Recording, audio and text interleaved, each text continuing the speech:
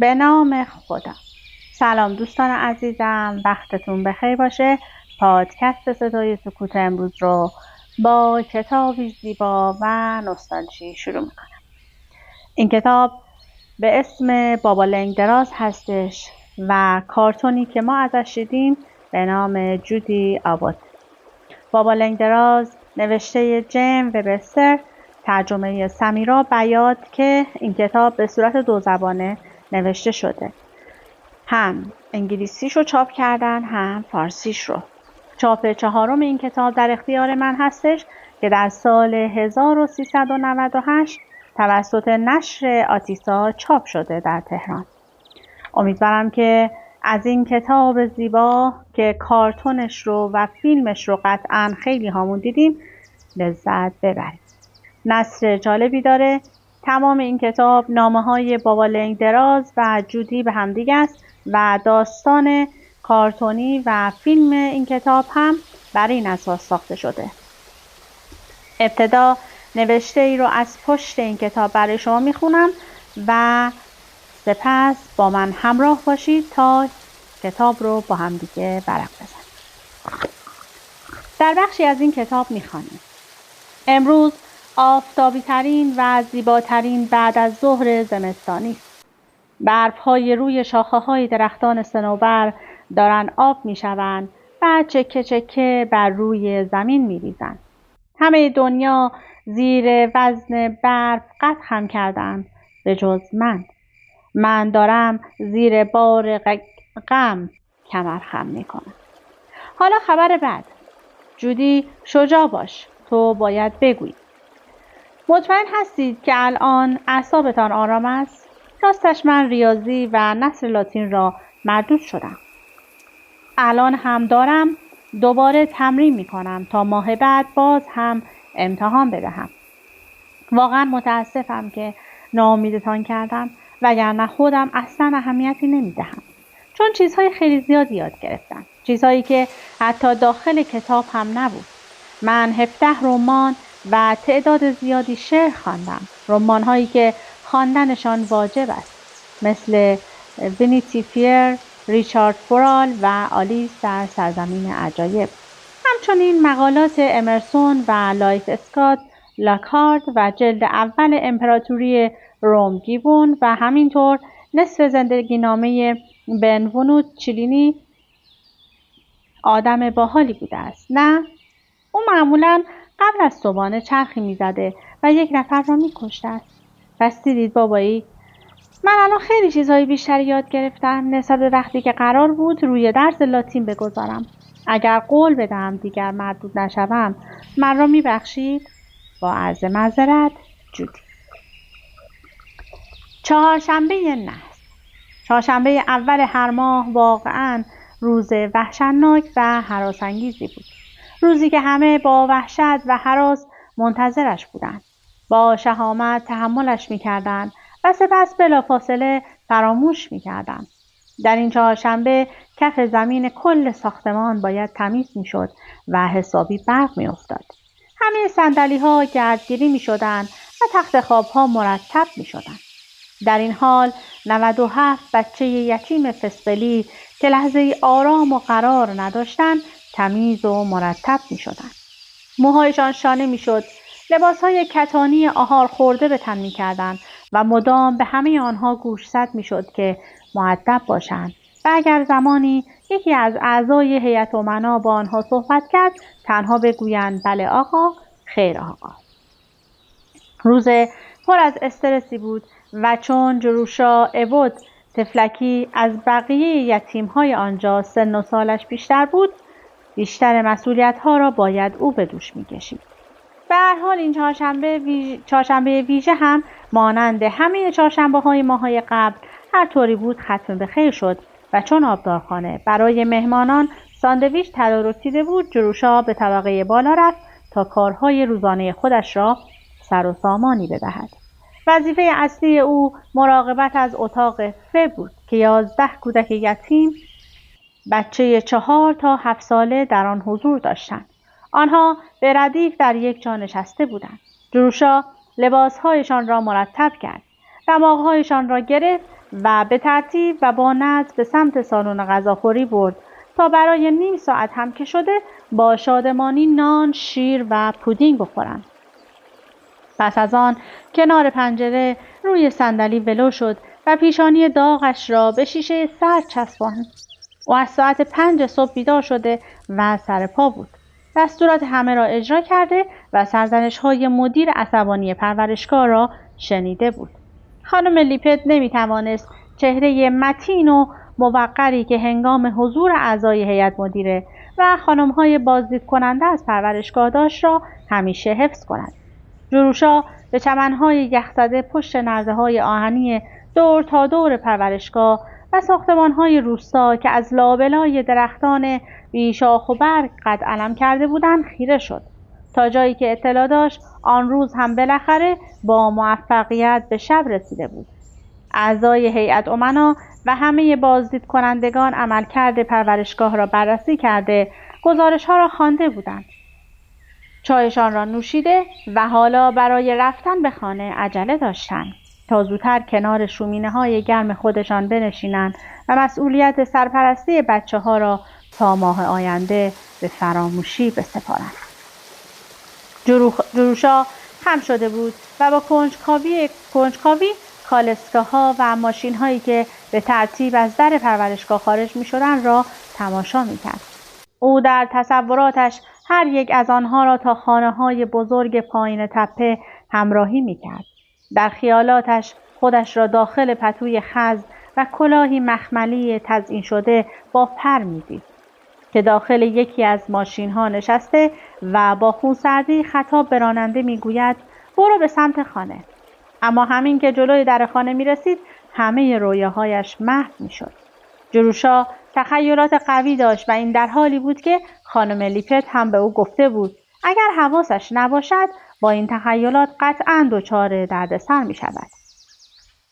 اما این خیال پردازی ها به حدی نبود که او را از در ورودی عمارتی که می‌خواست قدم به آن بگذارد جلوتر ببرد. به این دلیل که جروشا بیچاره و مشتاق و ماجراجو با اینکه 17 سال از سنش می‌گذشت تا به حال قدم به داخل هیچ خانه‌ای نگذاشته بود و نمی‌توانست زندگی روزمره افراد دیگر را که مانند یتیم‌های پرورشگاه نبودند در ذهنش تجسم کند.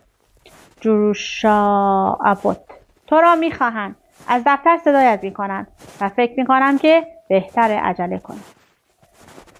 این صدای تامی دیلون بود که به تازگی عضو گروه سرود شده بود و در حالی که در پله‌های راهرو بالا می‌آمد آن را می‌خواند و همانطور که به اتاق ف نزدیکتر می‌شد صدایش بیشتر اوج می‌گرفت.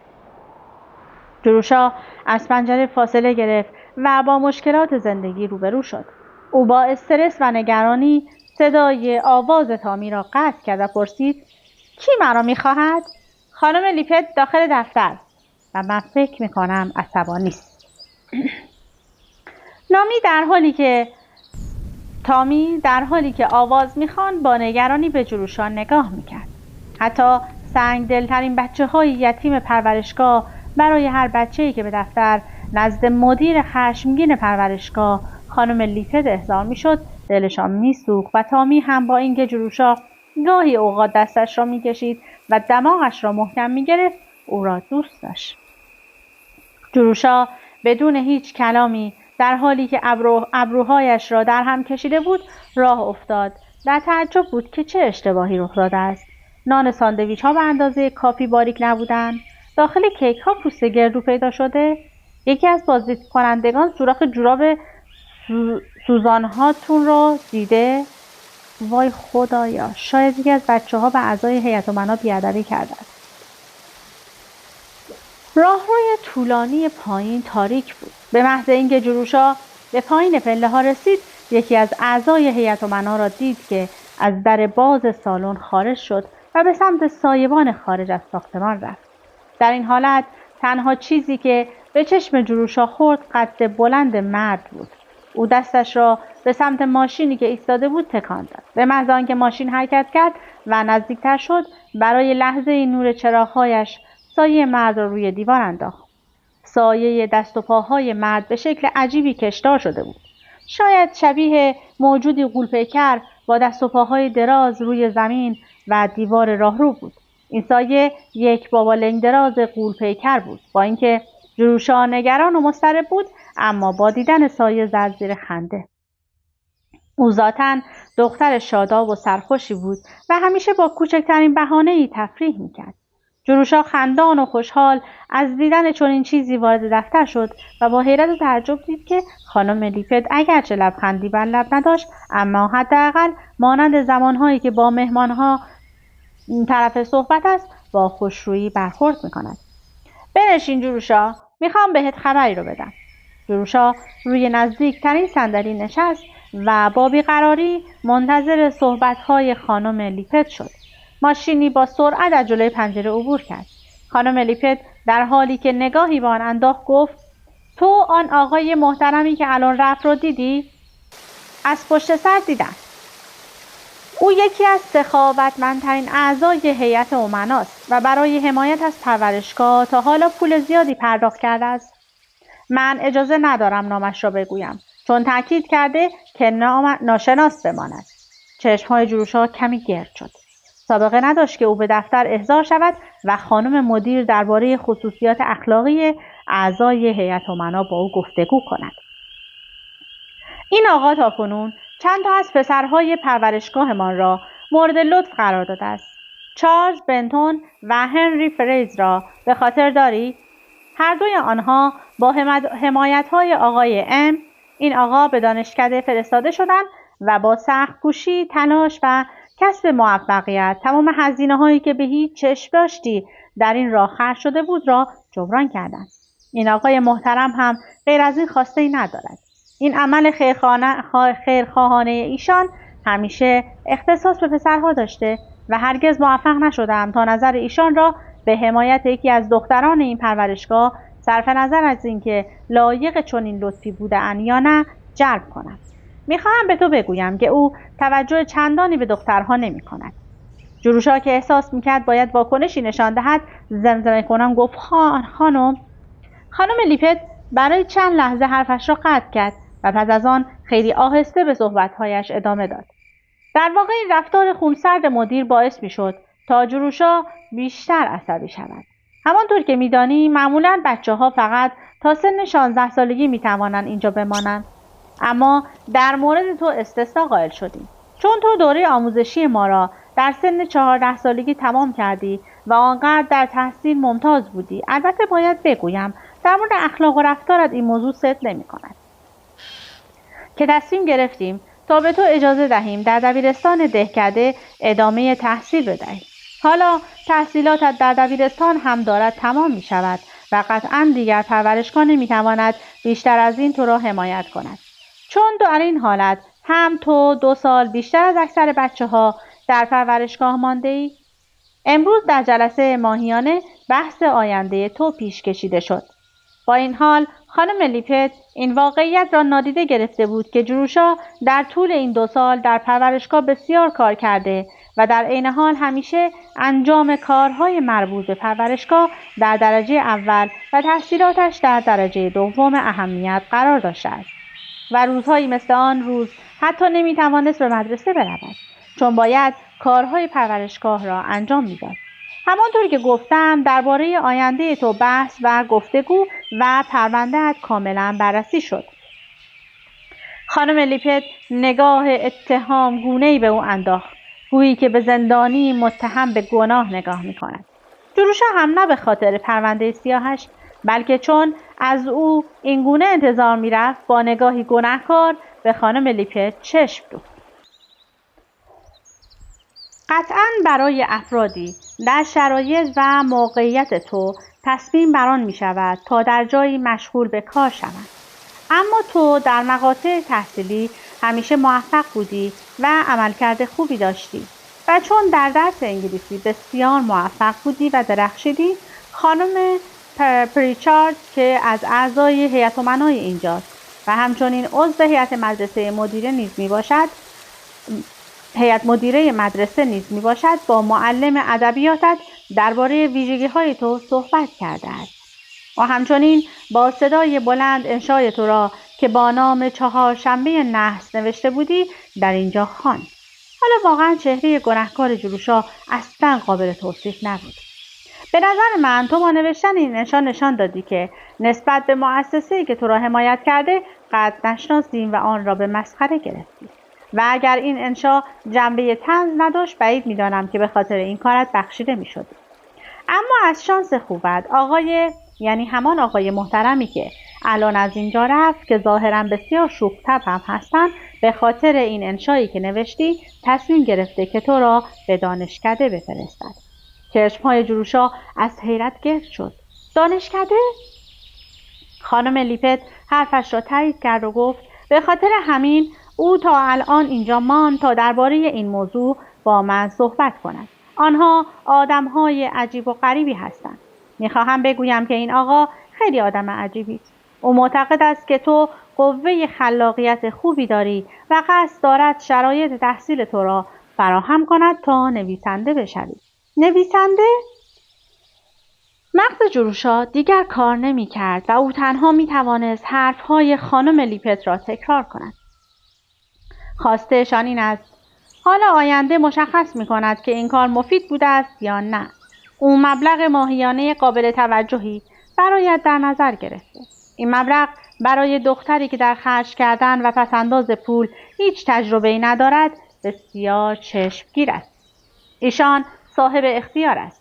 برای همه چیز برنامه‌ریزی کرده بودند و من نمی‌توانستم هیچ نظری در مورد این موضوع بدهم. تو قرار است در طول تابستان همینجا بمانی و خانم پریچارد پذیرفت تا کارهایت را سر و سامان بدهد. شهریه و هزینه‌های مرتبط با زندگیت مستقیم به حساب دانشکده واریز می‌شود و علاوه بر این در طول 4 سالی که در آنجا هستی هر ماه $35 پول تجاری می‌گیری. چون این شرایطی باعث می‌شوند تا تو دقیقاً همتراز دانشجویان دیگر دانشکده باشی. این پول هر ماه توسط منشی مخصوص این آقا برایت فرستاده می‌شود و در عوض تو هم باید ماهی 1 بار برای این آقا یک نامه بنویسی. این کار برای آن نیست که تو از حمایت‌های مالی او تشکر کنی، چون این موضوع اصلا برایش اهمیتی ندارد، بلکه نامه می‌نویسی تا او را از روند درس‌ها و جزئیات زندگی روزانه‌ات مطلع کنی. درست مانند آنکه پدر و مادرت زنده‌اند و تو خطاب به آنها نامه‌نگاری می‌کنی. این نامه‌ها را خطاب به آقای جان اسمیت و از طریق منشی ایشان برایشان می‌فرستی. اسم ایشان جان اسمیت نیست، اما تمایل دارند که ناشناس بمانند. برای تو این آقا کسی نیست جز آقای جان اسمیت. دلیل او برای دریافت چنین نامه‌هایی از طرف تو این است که ایشان اعتقاد دارند هیچ چیز به اندازه نامه‌نگاری قوه تخیل و استعداد ادبی اشخاص را ارتقا نمی‌دهد. چون تو هیچ فامیلی نداری که با آنها مکاتبه کنی. بنابراین آقای جان اسمیت می‌خواهد که این نامه‌ها خطاب به او نوشته شود تا به این طریق در جریان پیشرفت تحصیلیت نیز قرار بگیرد. او هرگز پاسخ نامه‌هایت را نمی‌دهد چون اصلا این کار برایش اهمیتی ندارد. او از نامه‌نگاری متنفر است و اصلا تمایلی ندارد تا وقتش را صرف آن کند. اگر احیانا مشکلی رخ دهد که حتما باید پاسخی داده شود، مثل اینکه شاید از دانشکده اخراج شوی که مطمئنم چون این اتفاقی رخ نمی‌دهد، در این حالت تو باید برای آقای گریگز منشی ایشان نامه‌نگاری کنی. نوشتن این نامه‌های ماهیانه قطعاً برای تو اجباری است و تنها می‌تواند نسبت به آقای اسمیت نوعی ادای دین محسوب شود. بنابراین باید هر ماه مانند آنکه داری صورت حسابی را پرداخت می‌کنی این نامه‌ها را به موقع بفرستی. من امیدوارم که در نوشتن این نامه‌ها همیشه لحنت همراه با احترام و ادب باشد، چون حاکی از نوع تربیت تو در این پرورشگاه میباشد. تو باید همیشه این موضوع را به خاطر داشته باشی که داری خطاب به یکی از اعضای هیئت امنای مؤسسه جان گریر نامه‌نگاری میکنی. چشمان جروشا مشتاقانه به درد دوخته شده بود. به شدت هیجان زده بود و تنها دلش میخواست که هرچه سریعتر از حرافی‌های خانم لیپت خودش را خلاص و فکر کند. او از جایش بلند شد و به سمت عقب قدم برداشت، اما خانم لیپت با اشاره او را متوقف کرد چون الان فرصت سخنرانی نصیبش شده بود و نباید این فرصت را از دست میداد. یقین دارم که تو قدر این شانس خوبی که نصیبت شده را می‌دانی. کمتر دختری در شرایط تو این موقعیت در دنیا برایش پیش می‌آید. تو باید همیشه این را به خاطر داشته باشی که من بله خانم، متشکرم. اگر حرفایتان تمام شده من فکر می‌کنم که بهتر است بروم و شلوار فردی پریکبز را وصله کنم. در پشت سر جروشا بسته شد و خانم لیپت در حالی که دهانش باز مانده و حرفش تمام نشده بود به در خیره شد. نامه‌های خانم جروشا آبود به بابا لنگدراز. شماره 215 فرگوسن هال 24 سپتامبر. آقای مهربان و عزیز عضو هیئت امنایی که یتیم‌ها را به دانشکده می‌فرستید. من دیروز رسیدم. سفر من با قطار 4 ساعت طول کشید. احساس عجیبی داشتم چون تا به حال با قطار سفر نکرده بودم. دانشکده محیطی بزرگ و جای عجیب و غریبی است. هر وقت از اتاقم بیرون میایم مسیرم را گم میکنم. وقتی کمی از این حالت گیجی بیرون بیایم برایتان نامه‌ای توصیفی از اینجا می نویسم. همچنین درباره درس‌هایم هم برایتان توضیح می دهم. الان شنبه شب است و تا دوشنبه صبح کلاس‌ها تشکیل نمی شود. فعلا می خواستم نامه‌ای بنویسم تا بیشتر با شما آشنا شوم.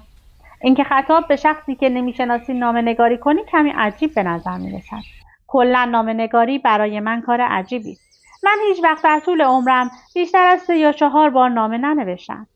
پس اگر نامه‌هایم خوب و قابل قبول نیست لطفاً مرا ببخشید.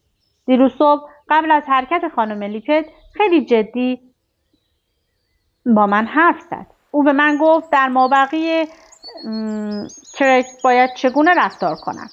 مخصوصاً در مقابل آقای مهربانی که آنقدر در حق من لطف داشته است. گفت من باید خیلی احترامش را نگه دارم. اما آخر من چگونه به کسی که نام خودش را جان اسمیت گذاشته خیلی احترام بگذارم؟ چرا نام با کلاستری برای خودتان انتخاب نکردید؟ نام نوشتن برای این اسم مثل این است که من دارم خطاب به تیر چراغ برق یا چوب لباسی عزیز نامه‌نگاری می‌کنم. در کل این تابستان ذهن من فقط مشغول فکر کردن به شما بود.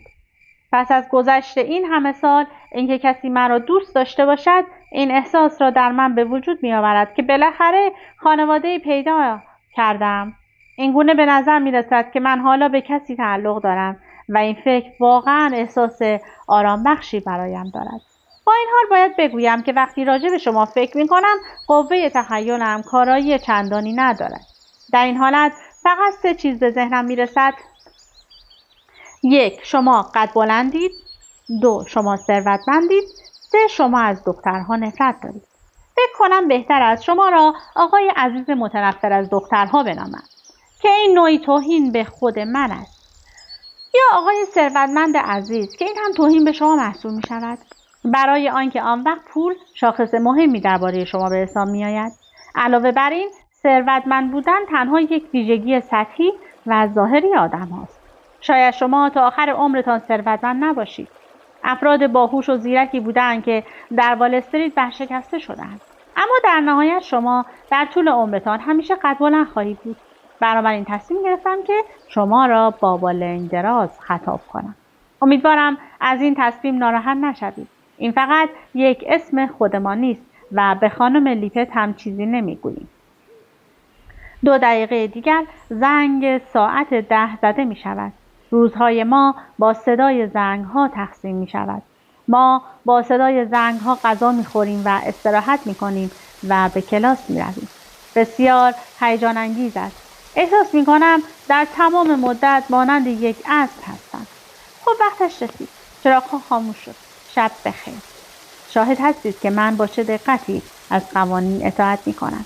چون من در مؤسسه جان گریر بزرگ و تربیت شدم. با احترام فراوان از جروشا ابد به بابا اسمیت لنگدراز.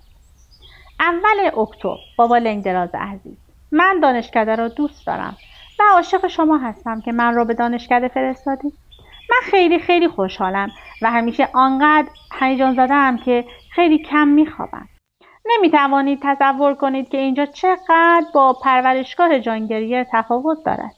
هرگز در خواب هم نمی‌دیدم که چنین مکانی در دنیا وجود داشته باشد. برای کسانی که دختر نیستند و نمی‌توانند قدم به اینجا بگذارند دلم می‌سوزد. مطمئنم دانشکده‌ای که شما هنگام جوانی در آن تحصیل می‌کردید تا این اندازه عالی نبوده است. اتاق من بالای یک برج است که قبل از ساخت بیمارستان جدید اینجا از بیماران مراقبت می‌کردند. 3 دختر دیگر هم در همین طبقه از برج زندگی می‌کنند. یکی از آنها که دانشجوی سال آخر است و عینک می‌زند همیشه از ما می‌خواهد که کمتر سر و صدا کنیم. و 2 نفر دیگر دانشجویان تازه وارد هستند به نام سالی مکبراید و جولیا راترش پندلتون. سالی موی قرمز رنگ و بینی سربالا دارد و خیلی صمیمی رفتار می‌کند. جولیا از اعضای یک خانواده ممتاز نیویورکی است و هنوز به من توجه چندانی نمی‌کند. هر دوی اینها با هم اتاق هستند و من و آن دانشجوی سال آخری اتاق‌های تکی داریم. معمولاً به دانشجویان سال اول اتاق تکی نمیدن چون تعدادشان خیلی کم است. اما من بدون آنکه حتی درخواست داده باشم اتاق تکی دارم. تصورم بر این است که مدیر دانشکده هم اتاقی شدن یک دختر خانواده دار و با اصل و نسب را با یک دختر پرورشگاهی کار درستی نمی‌داند. می‌بینید یتیم بودن چه مزیت‌هایی دارد. اتاق من در گوشه شمال غربی با 2 پنجره و یک چشم‌انداز عالی است. وقتی کسی به مدت 18 سال با 20 نفر دیگر در یک جا زندگی کرده باشد، حالا تنها بودن بسیار لذت بخش است. این اولین باری است که من اجباراً با جروشا عبود آشنا شدم. فکر می‌کنم دوستش دارم. شما هم این گونه فکر می‌کنید؟ سه‌شنبه دارن ترکیب تیم بسکتبال دانشجویان سال اولی را تشکیل میدن و من هم شاید عضو تیم شوم.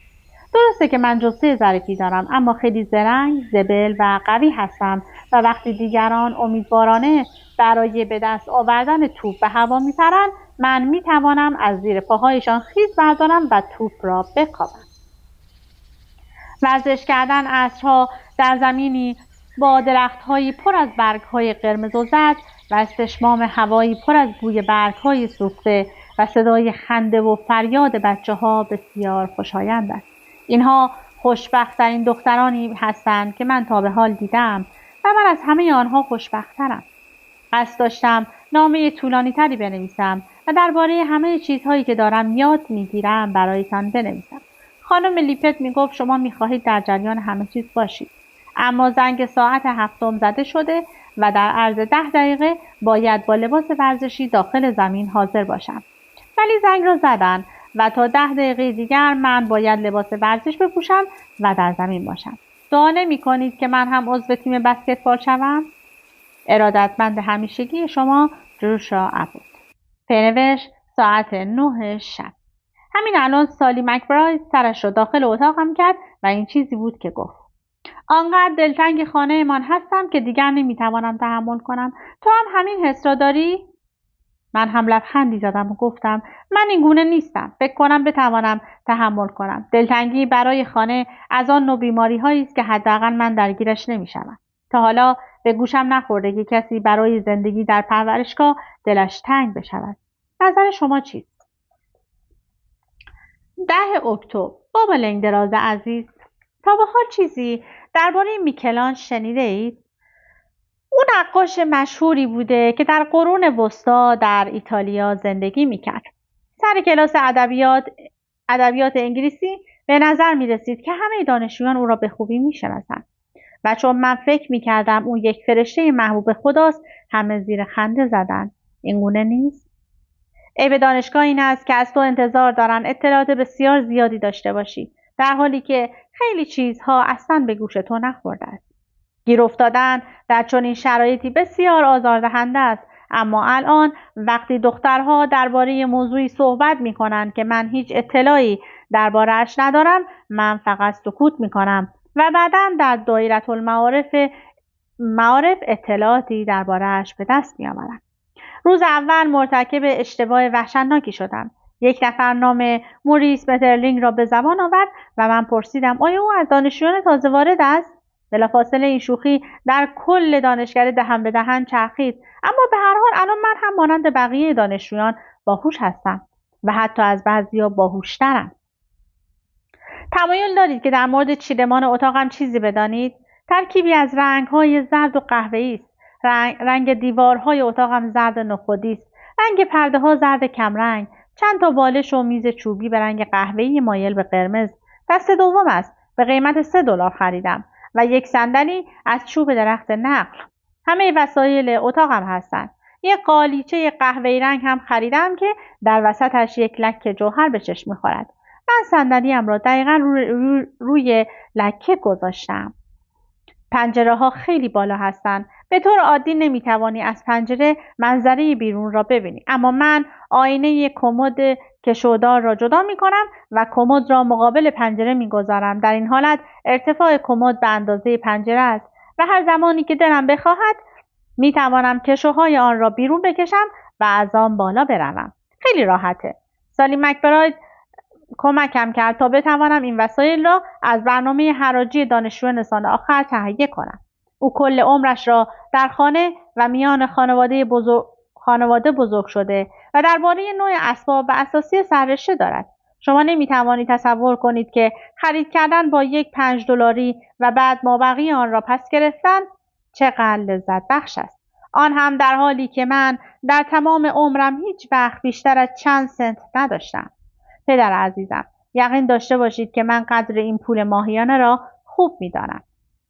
سالی بهترین دوست صمیمی من است و برعکس جولیا راترج پندرتون اصلاً چنین خصوصیات اخلاقی ندارد. خیلی عجیب است که رئیس دانشکده آنقدر در انتخاب هم اتاقی‌ها کج سلیقه است. همه چیز برای سالی خنده‌دار و بامزه است، حتی مجذوب شدن و جولیا خیلی زود از همه چیز حوصله‌اش سر می‌رود. او هیچ وقت تلاش نمی‌کند تا کمی بهتر و صمیمیتر رفتار کند. او بر این باور است که اگر کسی از طایفه پندلتون هاست همین کفایت می‌کند تا جایگاه ابدیت بهشت باشد. من و جولیا مادرزادی دشمن همدیگریم و حالا من فکر می‌کنم که شما بی‌صبرانه می‌خواهید بدانید که من چه چیزهایی یاد گرفتم. 1. لاتین. دومین جنگ کارتاژها، هانیبال و نیروهایش شب گذشته در کنار رودخانه ترازمینوس اردو زدند. آنها به رومی‌ها حمله ور می‌شوند و ساعت 4 صبح نبرد آغاز می‌شود. رومی‌ها عقب نشینی کردند. 2. فرانسه. 24 صفحه از کتاب 3 تفنگدار. صرف سوم شخص افعال بی‌قاعده. 3. هندسه. درس استوانه‌ها تمام شده و حالا درس مخروط‌ها را شروع کردم. 4. انگلیسی. انشا. سبک نگارش من در زمینه ایجاز و خلاصه نویسی روز به روز در حال پیشرفت است. 5. فیزیولوژی. به بخش دستگاه گوارش رسیده ایم. مبحث بعدی کیسه صفرا و لوزالمعده است. ارادتمند شما دانشجو جروشا ابوت. پنوشت. پدر، امیدوارم که شما اهل مشروبات الکلی نباشید چون الکل دشمن کبد است. 4شنبه. بابا لنگدراز عزیز، من اسمم را عوض کردم. البته در دفتر هنوز اسمم همان جروشاست، اما همه مرا جودی صدا می‌زنند. این خیلی بد است که نتوانی غیر از یک نام خودمانی نام دیگری داشته باشی. مگر نه؟ البته من هنوز به این اسم عادت نکردم. این همان نامی است که فردی پرکینز قبل از آنکه بتواند به درستی حرف زدن را یاد بگیرد مرا با این نام صدا می‌کرد. آرزو می‌کردم که ای کاش خانم لیپت برای انتخاب اسم بچه‌ها کمی با سلیقه‌تر عمل می‌کرد. او نامه‌های خانوادگی را از روی دفترچه تلفن برداشت. شما می‌توانید نام فامیلی ابوت را در صفحه اول دفترچه تلفن ببینید و اسامی کوچک را هم از هر جایی انتخاب کرده است. نام جروشا را از روی سنگ قبر برداشته. من همیشه از این نفرت داشتم، اما به جایش نام جودی را دوست دارم. اسم بامزه است. اما این نام به دختر دیگری تعلق دارد، نه من. نام دختر چشمابی شیرین زبانی که عزیز کرده همه خانواده است. چقدر خوب است که آدم اینطوری باشد. من هر عیبی که داشته باشم هیچ کس نمیتواند متهمم کند که خانواده‌ام مرا لوس کردند. اما اینکه وانمود کنم این گونه هستم برایم لذت بخش است. لطفاً از این به بعد مرا جودی خطاب کنید. می‌خواهید موضوعی را به شما بگویم؟ من 3 جفت دستکش خریدم. البته به عنوان هدیه درخت کریسمس دستکش‌هایی داشتم که فقط جای 2 انگشت داشته، اما هیچ وقت دستکش‌های واقعی با جای 5 انگشت نداشتم. حالا مدام آنها را بیرون میآورم و دستم میکنم. این تنها راهکاری است که میتوانم جلوی خودم را بگیرم و آنها را سر کلاس دستم نکنم. زنگ شام. خداحافظ. جمعه. بابا، فکرش را میکردی؟ استاد انگلیسی به من گفت که آخرین انشایی که نوشتم حاکی از ذوق و خلاقیت فوق‌العاده من است. حق با او بود. او دقیقا همین حرف را زد. با توجه به 18 سال تعلیم و تربیتی که من پشت سر گذاشتم، این پیشرفت به نظر غیر ممکن است. مگر نه؟ هدف پرورشگاه جان گریر، همانطور که بیشک از آن اطلاع دارید و قلباً تاییدش می‌کنید، همیشه این است که 97 بچه یتیم را عیناً مثل هم کند، مانند بچه‌های 97 قلو. توانایی فوق‌العاده هنری من از وقتی شکوفا شد که در همان سنین اولیه با گچ عکس‌هایی از خانم لیپت بر روی در انباری می‌کشیدم. امیدوارم از اینکه خانه کودکیم را مسخره می‌کنم آزرده خاطر نشوید، اما خوب می‌دانید اختیارات شما زیاد است. و همین دلیل اگر من پایم را از گلیمم فراتر بگذارم، شما می‌توانید بلافاصله مانع پرداخت چک‌های ماهیانه هم شوید. البته گفتن چنین حرفی مؤدبانه نیست، اما شما نمی‌توانید بیشتر از این از من انتظار رفتار مؤدبانه داشته باشید، چون به هر حال تربیت بچه پرورشگاهی هیچگاه مانند دختر خانم‌های اصیل‌زاده دبیرستانی نیست. بابا، یک چیز می‌دانی؟ من به راحتی می‌توانم سختی درس‌های دانشکده را تحمل کنم، اما شوخی بچه‌ها را نمی‌توانم. اکثر اوقات من واقعا نمی‌دانم که دخترها درباره چه موضوعی صحبت می‌کنند. انگار که شوخی‌هایشان مربوط به دوران گذشته است که همه در آن سهیم هستند جز من. من در این عالم غریبم و زبان مردم را درک نمی‌کنم. این حالت احساس بدبختی و درماندگی به من می‌دهد. همیشه در کل زندگیم این احساس را تجربه کردم. در دوران دبیرستان هم بچه‌ها گروه دور هم جمع می‌شدند و به من نگاه می‌کردند. همه به خوبی می‌دانستند که من با آنها فرق دارم. احساس می‌کردم که نام پرورشگاه جان گریر روی پیشانیم حک شده. بعد شاید تعدادی از آنها از روی نیت خیرخواهی نزدیک می‌آمدند و چند کلمه مؤدبانه با من صحبت می‌کردند. من از تک تک آنها تنفر داشتم و حتی از آنهایی که خیرخواهانه رفتار می‌کردند بیشتر متنفر بودم.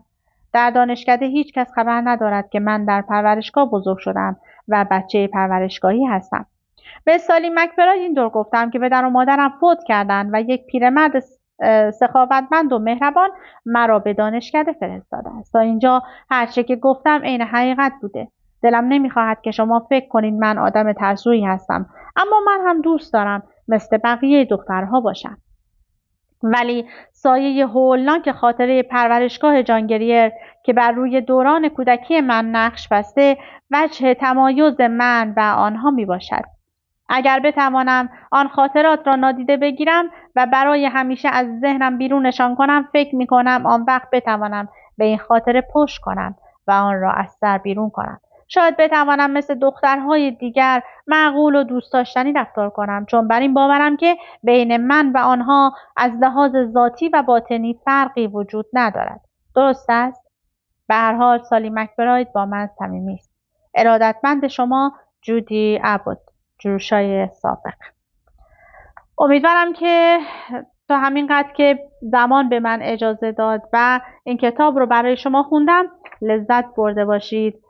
درسته که همه کارتون این کتاب رو دیدیم، ولی نثر و روایت از روی کتاب خوندن بسیار زیباست. از اینکه با من همراه بودید سپاسگزارم. تا وایس بعدی، خدا نگهدارتون.